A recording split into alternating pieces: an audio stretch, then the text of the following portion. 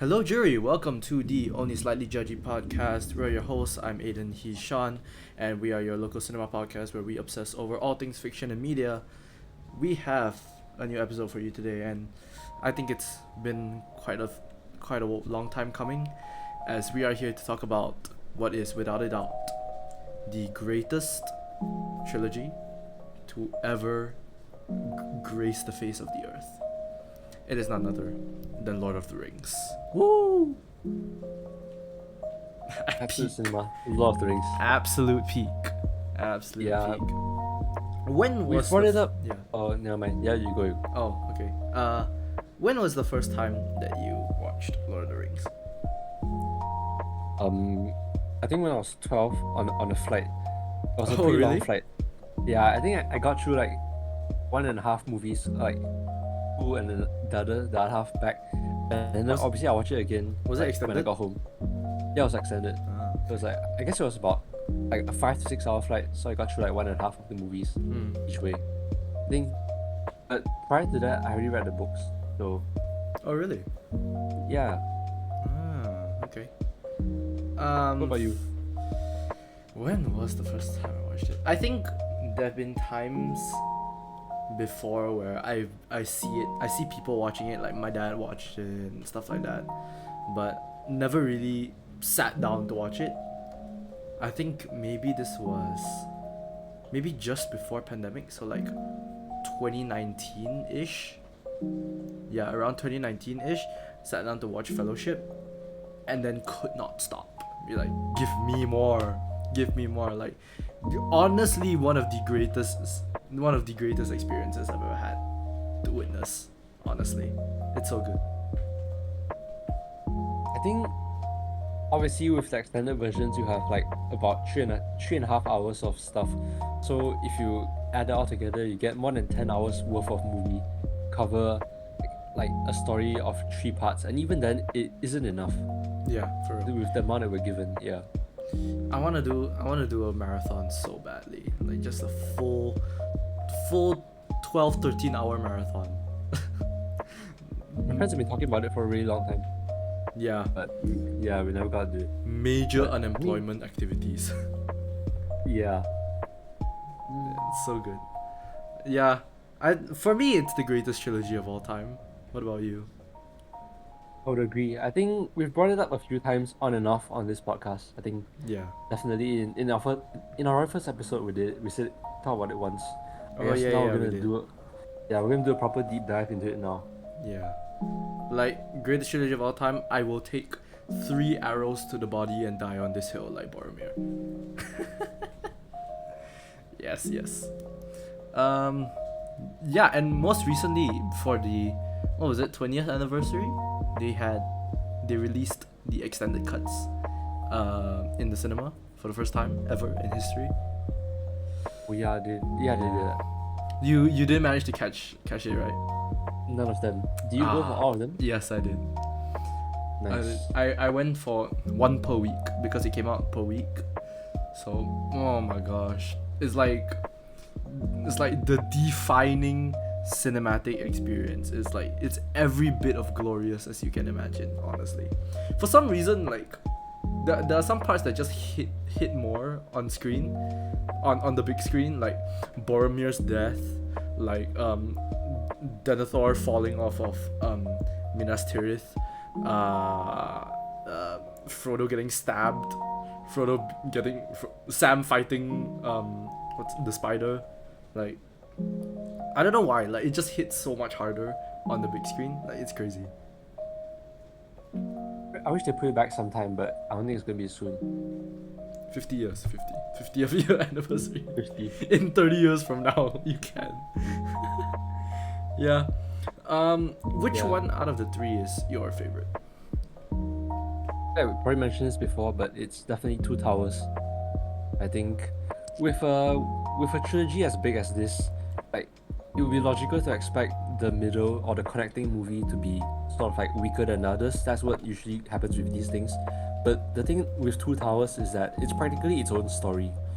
From start to finish, it has arcs, it has a clear beginning and an ending. It's like with like the whole Rohan chain of events. I think that is my favorite part of the trilogy, but it's not by a lot because each of them Yeah. are just great. Yeah. Yeah. Mine is also Two Towers. Like, dude, Two Towers is something else. To be fair, Return of the King is very, very, very close behind, obviously. Like, I think Return of the King is like a fever dream from start to finish. Like, it's crazy. But no, I'm a firm believer in the fact that the war is more interesting than whatever's going on with the ring, honestly.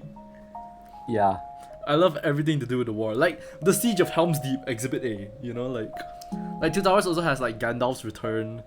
It has Theoden, it has the scene where Aragorn walks into Helm's Deep and he opens the doors.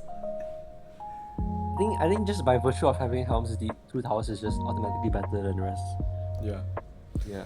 I remember when I went to watch it in the cinema, I think there were a few people who are watching it for the first time, which is crazy. If you're watching like a Lord of the Rings movie for the first time in the cinema, like you're so lucky, honestly. When Gandalf the White appeared, I think there was a girl sitting in the row behind me, and she was just like, "What? He's dead!" And I'm like, "This is so funny, dude." Yeah, I think I would even prefer like Helm's Deep over like the Pelennor feuds in Return of the King as like a final battle. I think like just it's not just the characters that are clashing; it is like the whole landscape, the way they're able to utilize like the mountain, the castle, like each part of that battle just feels so epic. Yeah.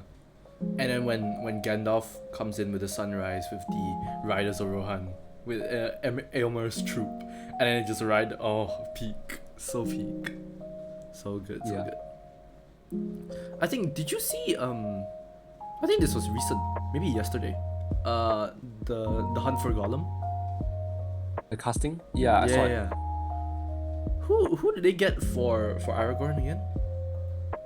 Jamie Dornan is an Irish guy, I think. Why does that name sound Um, so familiar? He's famous for like 50 Shades, but I know him from a movie called Belfast. Oh, he's from Belfast. It's the one where he played like the kid's father. Yeah, that one. yeah. That's where I know him from. Belfast is the Kenneth Branagh one, right? Yeah. Yeah. Oh, man, no more Viggo Mortensen. The guy's old. He's old. That's fine. Yeah. That's fair. I think a solid choice though, if you have seen pictures of him with like full facial hair. Yeah. Honestly, It's close enough. honestly, he looks like a Strider. He does look like a Strider. You know what? That's fine. I'm fine with that. Oh, but I wonder what it's gonna be though. Is it like a prequel, a legacy sequel? What I wonder what it's gonna be. It's supposed to bridge the gap between like the middle of the storylines. Hmm. I feel like they're really grasping for straws when they were looking for something to adapt, Yeah. because I guess they wanted to still have it be during the like Lord of the Rings timeline, Yeah. where they can reuse actors, but I don't know. Lord knows we do not need an adaptation of the Silmarillion. It will be pretty much impossible. We really do not need that. I think adapting Silmarillion will be on par with adapting like the later Dune books yeah, in terms of I agree. complexity. Yeah, Yeah, Children of things were just not meant to be put to the screen. Yeah. Yeah, so I mean, I'm cautiously optimistic with the amount of original people and Peter Jackson returning. Is it Peter Jackson returning? I'm pretty sure it is. That's great. I'm pretty sure it is. But yeah, I don't think they'll let themselves screw up, if that makes sense. Yeah, that's fair. Yeah, but either way, I'm surprised Ian McKellen is coming back. the guy's still active. I know, but I'm surprised he's coming back for this. Like, it's kind of crazy. Like, Ian McKellen is getting so much work nowadays. Yeah, both with like Magneto. Dude, it's 2001 all over again. Back when he was doing Lord of the Rings, he was doing X-Men as well. He was jumping back and forth between Magneto and Gandalf. Now he's doing the same thing. It's 2001 all over again. Bro, crazy.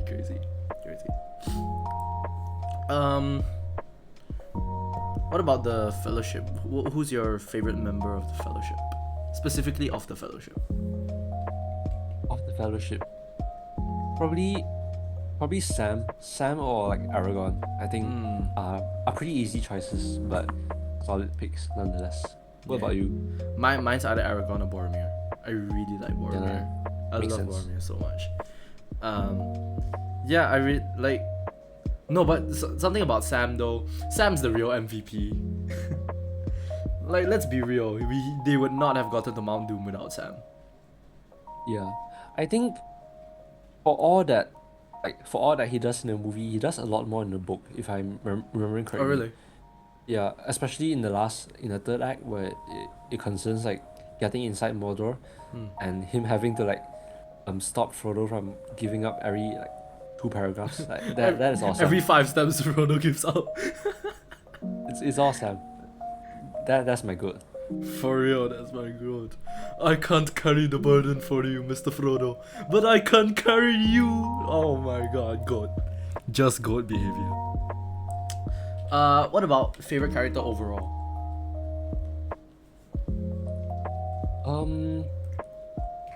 Probably the two from just now, but also with Yoden. Yeah, I guess I'll put him there. I think, yeah, Rohan's my favorite faction, so I'm just biased. But Yeah, sorry, before I give my answer, do you know what I just realized?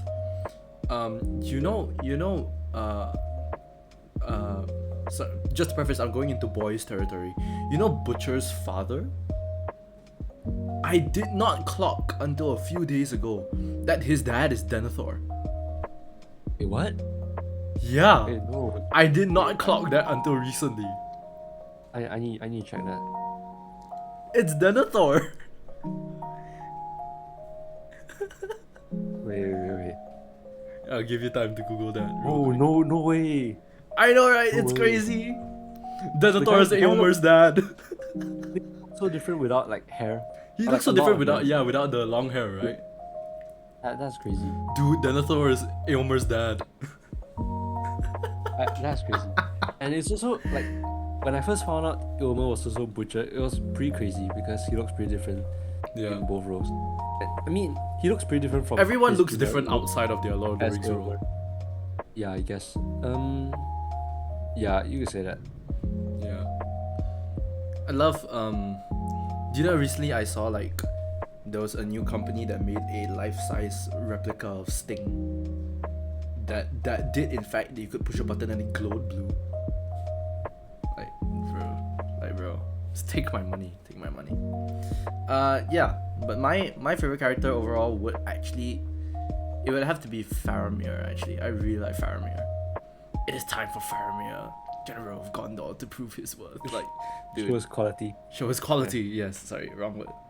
Yeah, or like for even though he had very short screen time, I really like the Witch King of Angmar. I really like Witch King. Do you not know death when you see it, old man? Like, perfect delivery every single time. I don't know. It's like it's the same guy that stabs a pillow and like, calls it a day. That's in fair. Fellowship. That's fair. Stabs a pillow is so funny. Yeah. Honestly, like, okay, another thing about my cinematic experience of Lord of the Rings, right? It was so crazy because you could, like, in Return of the King, you could tell the room was so full of like fandom that during Theoden's speech at Pelennor Fields, when we have the whole Dad, there were like 3-4 people in my theater that actually stood up and went Dad. I'm like, that's sick. That's so good. I love this community so much. Did anyone say anything when Aragorn kicked the helmet? Oh, so I went with 3 other friends, right? One of them had never seen Lord of the Rings. So when we went to watch Two Towers, we purposely put him in the middle of the other 3 of us, so that when Viggo Mortensen kicked the helmet, we all sat up and we turned around and we looked at him. Did you know? Yeah. I mean, it's mandatory. Like, Yeah, it is. you can't not do it. Like, if you're not doing it, then you're not a Lord of the Rings fan. Like, it's the same thing as not repeating they're taking the hobbits to Isengard. Like, it's just a crime at that point, you know. Yeah. Are you familiar with the books? Not very. I just know from what I see online and stuff, but not very, no. So I was thinking we could go over some of the book changes, Sure. and Yeah. like if you're not familiar, you could just like give your 2 cents on it. With I'm trying to think from the The beginning one here. thing, the one biggest change that I always hear about is Tom Bombadil. Tom Bombadil, yeah, definitely. I mean, I think we brought this up here a bit before during our book adaptation episode. Oh but yeah, we I did. think Tom Bombadil, on paper, doesn't seem like too hard of a character to adapt. Yeah. But then, since there's no payoff for him, I understand why they didn't go with it. Yeah. He would have been Yeah. hilarious though. It would have been so funny. Is Any- it- you have to deal with the implications that like the guy's like God or something like that. Yeah. It's so funny. Any other book changes? Like, also another part before they escape the Shire for good in the books is where, like, there's this like hill or mound where there's like graves of, like, I guess deceased men from like back when the Shire still had men in it, Yeah. and there's where they get trapped by some wraiths, and like most of the gang gets their weapons there in the books. I think it's a pretty pointless change because like the characters really spend enough time getting out of the Shire as it is. Yeah. If I'm not wrong, in Fellowship, they only leave the Shire, and like they leave with Strider only like at the halfway point of the book, which is really Yeah, long. yeah. Yeah. So like it makes sense. Oh, there's also the ending change, right? Where Saruman doesn't die, but him and the orcs go to the Shire and Yeah, and, yeah. and burn it down, right? That's like it's like one last side quest for them when they get back. They organize the hobbits and they sort of drive them out again. Yeah. That is, it would take a lot away from the ending because of how they decided to end it. Yeah. With like the montage and stuff. Yeah, so it's also a good cut, I think. Then who killed Saruman again? In the book? Did he die in the book? No, he did die in the book, right? Yeah, I'm pretty sure you did, but I'm forgetting. It's probably one of the hobbits. Probably. I've no idea. Yeah. It's been a while. Yeah.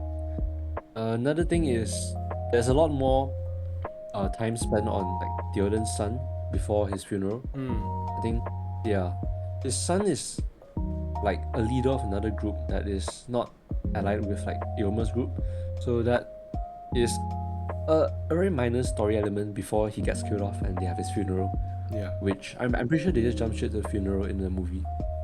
Yeah, they Yeah. do. They do that, I'm sure. Yeah. As far as I can remember, the rest are just like really minor changes. Like the elves are not at Helm's Deep, and you have some stuff being simplified, like the defense of Gondor. In the book, they spend a lot more time defending like that one strip of land, like where Faramir and his men are camped at. That is like a whole bigger part Oh. of Okay. the book. I mean, yeah, the rest of the, especially when it comes to battles and wars, like recruiting the ghosts is a lot harder in the book than it is in the movie. But it's pretty reasonable that they simplified it. Yeah. Yeah. To be fair, they did do the whole ghost thing it was quite fast in the Yeah. movie. Yeah. What about The Hobbit? The Hobbit. Hobbiton. It did not need 3 movies for the book. I think. Yeah. I agree. 1 would be too little. Two would be just nice. Yeah, 2 would be nice. Yeah. It feels like, I don't know. Five armies feels like just a lot of fluff in the middle for me. Yeah. I don't know. It saw Return of the King try to do the big epic battle ending and try to replicate it, even though the fact that like that is not what was going on during like that part of history. So I honestly did not mind the Desolation of Smaug. I thought like it the was focus. fine. I like the focus that they put on the the Lake Town guy. I think like Luke Evans. Yeah, yeah. Yeah, I like the guy. I think Who is Luke Evans' character? What is his name? it's the guy, the archer that kills Smog from like a tower. I think. Yeah. Bart the Bowman. Ah, yes, that's true. Yeah. I think 2 movies would have been just nice. I think it's a thing where they thought like if they advertised it as 2 movies, it would fall a bit flat. But if it was like, the second epic Lord of the Rings trilogy, that would get butts in seats. That's very top. That's true. Yeah. I mean, honestly, you can't go wrong with Legolas. I mean, Legolas is pretty sick in The Hobbit as well. Like, he does his thing. Oh, and then you had, what's her name? Evangeline Lilly's character, the other elf. I forget her name. I have no idea. I'm pretty sure she's like made up for the movie. Yeah, she is. Yeah. Just completely inconsequential character. I think Thorin was very well cast though. In fact, most of the dwarves were. I think the main party of dwarves is like, I like them as characters. Yeah. The most memorable ones would be like Thorin, and then the 2 younger ones that are like taller. Yeah. The main party is pretty good, and Bilbo is perfectly cast as well. I think. Martin Freeman is great. He's really good. Who was? It was a choice to get Benedict Cumberbatch to do Smaug, but it works so well. I think he does great as Smaug. Like with have you seen all like the behind the scenes mocap clips as well of him doing the mocap for Smaug? Like, it's so good. He's such a good actor. Very little. I haven't seen much of it. Yeah. He's such a good actor though. But yeah, I don't have much of an opinion on The Hobbit. For me, it was okay. But if you were to shrink it down, how would you do it?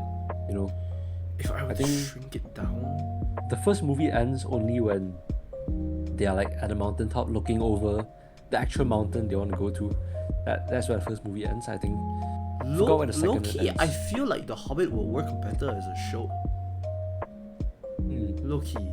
Like, I think 2 seasons of a show would be great. And like I think the Rings of Power structure works for The Hobbit. The Rings of Power structure does not work for Rings of Power.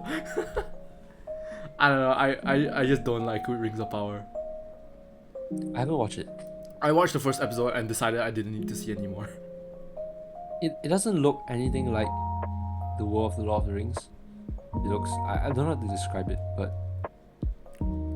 like, I think House of the Dragon is a better concept for Game of Thrones than what Rings of Power is for Lord of the Rings. You know what I mean? yeah.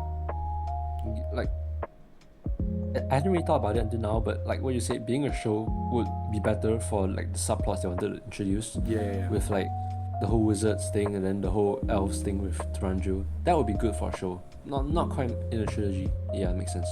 Yeah, that would be much better. Yeah. But yeah, man, I think I rewatch Two Towers like once every 2 years. Honestly, like that's something. Like I like the last time before I watched the trilogy in the cinemas, like I would watch the movies, but like not together. Like I will watch like Two Towers randomly, like a lot. Like it's such a good background movie as well. But when I witness it in its full glory, then it's just amazing.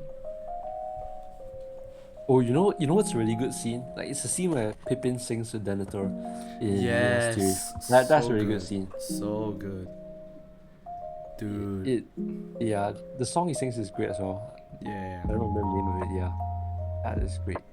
What other standouts? Other standouts? I think whatever his name is, Denethor. I think that was an amazing performance. That was really good. We don't like Denethor. We kind of hate Denethor, but it was a really good performance by the actor. What's his name? Yeah, John right. Noble. Yeah. I like him as Butcher's dad as well. Yeah, I do like him as great, though. Butcher's dad as well. Yeah. He's great. He's Yeah. great. I think the set design is spectacular. Rivendell looks fantastic. I honestly think that's a Peter Jackson thing. Like, he's just so particular about his sets and things like makeup and things like just how people look and how the place looks and how the world looks. I think that's just a very strong characteristic of Peter Jackson. I think he's like Australian Guillermo. Yes, exactly. Yeah. Is he Australian? I really like Australia or New Zealand. One of those, I'm pretty sure. Yeah, probably either one. Unless I'm wrong. Yeah. Oh no, he's New Zealand. I see. Yeah. Set for Rivendell looks great. I think Minas Tirith also looks really good. Have you seen the miniatures that they use? Yes, I have. It's so good. It's so good, dude. Yeah. The people that did it are still doing like props for other movies now. It's like Weta Workshop, I think they're called. Just fantastic work all around. Dude, I actually have a Lord of the Rings board game. It's this one up here. It's called War of the Ring, and it's 2-player. One person plays as the Fellowship, and the other person plays as Sauron. And it's basically a war game where you move units across the map of Middle Earth. Oh. It's really sick. It also takes like minimum 4 hours to play. So, yeah. It kind of banks on like the war aspect of it. And what a really cool mechanic is that there's a thing where the Sauron player can see where the ring is as it moves around the map, if like you roll a specific die and stuff like that. But yeah, I'm getting Nice. too much into detail. It's just cool. The music. We haven't talked about the music. Oh, how could we forget? I think this is like one of the all-time film scores. It's crazy. How could we forget? We're the soundtrack guys. Like we How love could we? we love the soundtrack. That's disappointing. Oh, I mean, Yeah. I think. Yeah, you go. I mean, Pelennor Fields. That's in my playlist for sure. I have a soundtrack playlist, and then I actually have a playlist for flight for when I fly. And the flying playlist also consists of a lot of soundtracks. Pelennor Fields is the second track because the sound of da, da, da, da, as the plane takes off, that's glorious. That's glorious. It's so good. It's so peak. I think my favorites are like anytime the Rohan team is there. In fact, Rav the Rohirrim is one of my favorites. Yes. The Shire concerning hobbits, obviously. Yeah. And then also Oh, speaking of which, have you seen or have you heard of the animated movie War of the Rohirrim? yeah, I watched it actually. Oh, did you? I haven't Yeah, had I the did. chance. Is it good? Is it any good? I don't think it feels very much Lord of the Rings. It's more common fantasy, but I mean, it's fluff. It's not good. It's not great. It's not bad. It's watchable. Is what I'll say. How's the animation? Animation is like more anime looking, a bit more 2D. For what it is, it's nice. Like I saw the trailer and it feels very Attack on Titan to me. That's fair. I never considered that, but it's a perfectly okay movie. I don't think most people think about it when they talk about Lord of the Rings, as we are now. Yeah. The reason why I heard about it is when it came out, in American cinemas they were selling a popcorn bucket that was just an axe. Or no, it wasn't an axe. It was like a war hammer. It was a long war hammer, and then at the end the hammer opened up and you could put popcorn in the end. Yeah, it's pretty good. It is. The story it's about like the first king that went into like Helm's Deep. Oh. I think, yeah, like Helm Hammerhand is his name. I'm pretty sure. How And- original. Yeah. Tolkien naming. Tolkien naming. The radio tree is Treebeard. That's so funny. Yeah. And at the end, I'm pretty sure they have like the Council of Rohan gathers, and they receive a letter from some guy, and then they open the letter and it's like Saruman written in there, and then it cuts to black. Oh, that's pretty peak. Yeah, it's like I guess it's 400 to 500 maybe 4 to 5 generations at least before the War of the Ring. So maybe that's when like they plant Wormtongue and stuff like that. But I haven't heard any news that they want to continue that story. So Oh, is Wormtongue in it? no. This is Oh. like Saruman is in it at the very end. So I'll Oh. assume that's where they'll go. Yeah. Okay, I understand now. Yeah. All right, well, I guess that's gonna do it for this episode. Thank you guys so much for watching. Hope you liked our Lord of the Rings chat. This is one of our favorite trilogies of all time. So, yeah, do all the normal YouTube things like comment, subscribe. Yeah. Fill our comment section with your hot takes or something. Like, give us something to talk about. Give us something to rage about. You know, we've been judging a bit. We've been feeling a bit less judgy recently. So, you know, we need to get that scratch that itch. You know, but yeah, that's it for this episode, and we'll catch you guys next week. And stream the Lord of the Rings soundtrack. wherever you Stream the listen to Lord of the music. Rings soundtrack. Yes, amen. All right. Yeah. Yes, that'll be it. See you guys.